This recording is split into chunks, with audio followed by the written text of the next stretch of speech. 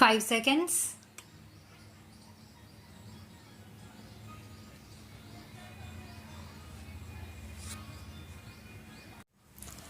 Sir, I rise to support the demands that have been placed before the House by the Home Minister. Sir, I need not remind the House that this year the Home Ministry's demands are being discussed in a context which can be described as almost unprecedented. It is for the first time that we are discussing the demands of this ministry after the country passed through the period of the emergency that rocked the very basic structure of the Constitution and our policy and made the common people of our country realize what they have lost with the eclipse of their fundamental rights and freedom. Sir, the 19 months of rule marked the culmination of a concerted effort to undermine democracy. Those who wanted to destroy the democracy and convert our system into a totalitarian system had looked upon the Home Ministry as the main instrument for forcing their will on the nation. They wanted to substitute the rule of law with a reign of terror to place individuals above the law, to provide immunity to those whom the group liked, and to harass all those who were looked upon as dangerous to the monopoly of power that the extra constitutional group wanted to preserve. The then Home Minister was himself a captive of this group. It was practically a totalitarian regime and was therefore bound to be a police regime. That is why I would request the Home Minister that the whole police department should be thoroughly overhauled. Sir, I do not want to take the time of the House by listing the various agencies and organizations that were set up in the police department and the home department during emergency, and before that I also do not want to take the time of the House in describing the fabulous amounts of money that had been placed at the disposal of RAW and other agencies. Even the money was placed at the disposal of certain individuals, and that was exempted from the scrutiny of the Comptroller and Auditor General of India or the Parliament.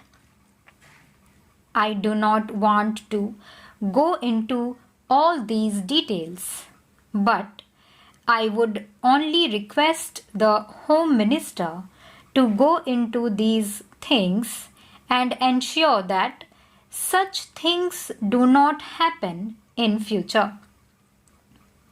Under the circumstances, sir, the task of the Home Minister is, therefore, one of dismantling the police state that was built up by the previous government.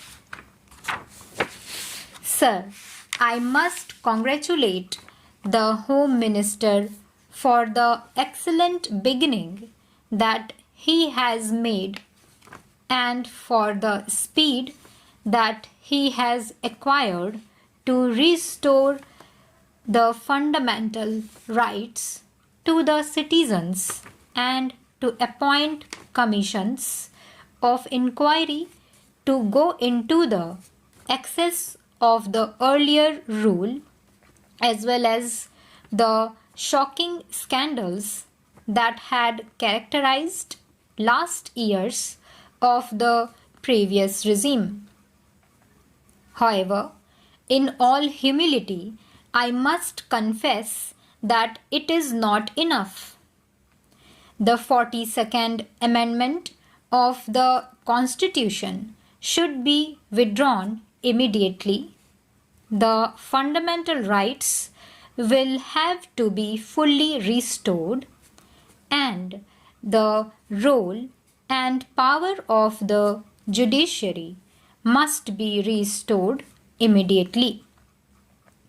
Then, the necessary correction in the attitude of the police cannot be achieved if, at this moment, we do not differentiate between those officers and men who acted on instructions and those who went out of their way to trouble and harass people during the earlier rule. If we do not differentiate between these people and do not give to the guilty exemplary punishment that would serve as deterrent and corrective, we would not be able to reorganize the police department. Now, I come to the area of general administration for which the Home Minister is wholly responsible. Our public offices have not earned a great reputation for efficiency. Public petitions and letters remain unanswered and under consideration for months and months together. Public petitions and letters written by the public representatives, councillors, legislators, or members of parliament, even to the ministers. Leave aside the officers, remain unanswered or under consideration for years together. Sometimes we do not get a reply at all to our letters. Our people have to suffer because of this.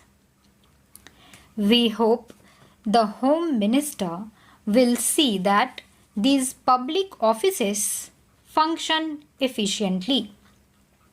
Even after 50 years of our own government, these public officers, especially officers like block development officers and the public officials, do not behave properly and they even behave very badly with the public.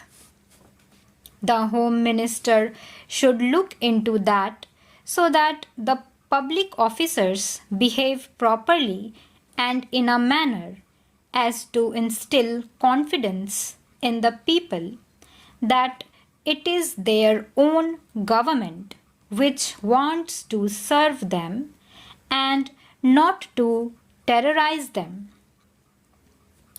Within the time you have given, I want to draw the attention of the Home Minister to a very important matter.